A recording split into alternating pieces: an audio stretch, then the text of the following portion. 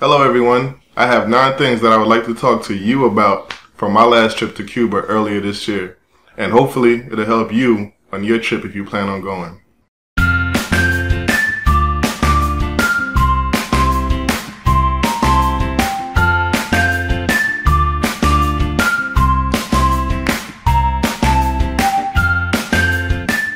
Number 1, airfare. I paid $204 round trip from Newark Airport on United Airlines, and plus a $75 visa fee. Also, quick tip, when you go and fill out that visa form, please do not make a mistake on that form, because if you make a mistake on that form, you cannot get another one. The only way you can get another one is if you pay for another one. Number 2 is money.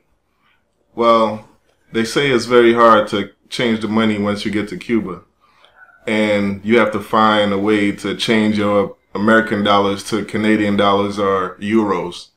But you have to do your own math on that and do your own research on that, because I changed some of my money in the United States before I left at my bank from American dollars to Canadian dollars. But you have to factor in your bank also charge you a fee to changing that money out.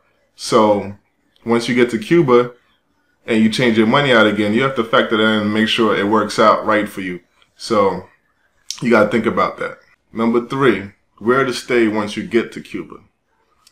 Well, this question all depends on you.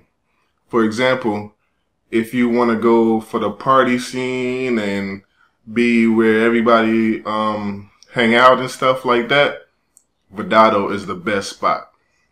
And the reason why that's the best spot for partying, because it has so many clubs in the area, and the seawall is there, which they call the Malecon.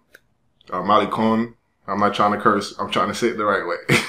Or if you want to stay in an area where it's a little more quiet, not a lot of clubs and stuff like that, I would suggest the Mera area. The Mera area is pretty good. It's nice, relaxed, quiet, laid back. And it's more houses. The Airbnbs over there is much nicer. Number 4, Wi-Fi. So Wi-Fi is very hard to come by once you're in Cuba. You need a card, a Wi-Fi card. It looks like this. So you could buy one of those for like $2 in some places, but most places you're going to get it for $5. So when you buy it for $5 or $2, whichever place you get it from, you could get an hour for like $5. And I know an hour doesn't sound like much, but once you're in Cuba, an hour is a lot of time on the internet, because you're not going to be on YouTube all day anyway. Most likely you're going to be on WhatsApp or something like that, or check your Facebook or your emails real quick, and that doesn't take a long time. So I had one card for like 5 days, and the one card lasts me all 5 days. Number 5. Communication once you get to Cuba. This is a big one. This is very, very, very important. This should have been my number 1 tip, because I went with a group of like 15 people, and I only saw like 4 people out of that 15 people, because once we got there, we had no way of contacting anybody else. I ended up getting lucky, running into some other people, and that's how I was able to get in contact with the other 4 people or the other 3 people that I ran into. Because once you get there, nobody has a phone, nobody has internet.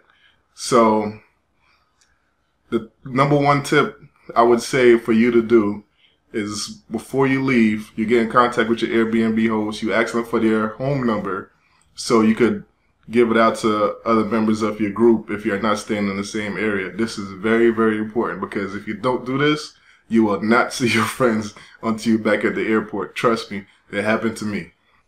The next tip, tip number 6, the beach. If you're staying in Havana, the beach is very far. If you want to go to the real nice beach in Vedado, I'll put it up here.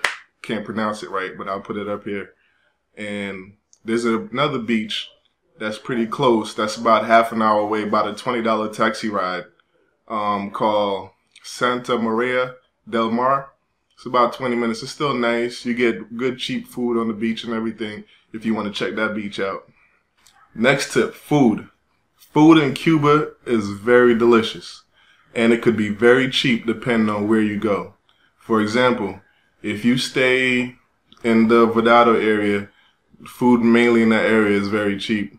But if you stay like by Hotel Cohiba or something like that, those restaurants over there, the food could be pretty costly.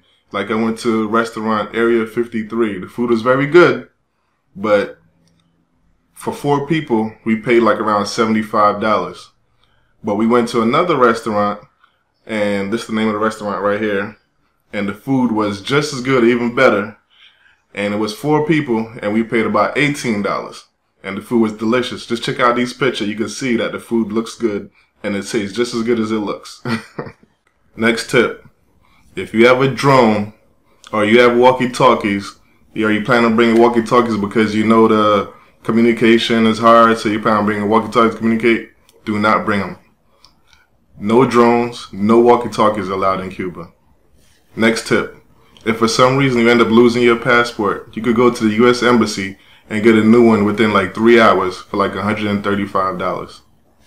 Most places you're staying in the Havana area, I stayed in the Airbnb in Vedado right on the seawall. So if you look at these pictures right here, that's right outside my room.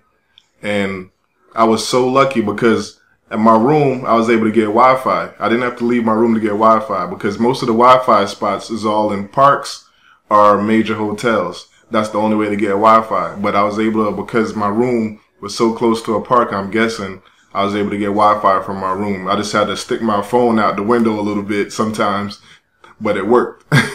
My Airbnb was only $40 a night. Some Airbnb could cost more, some Airbnb could cost less. But mine was pretty nice for what I got. Here are some pictures of my room.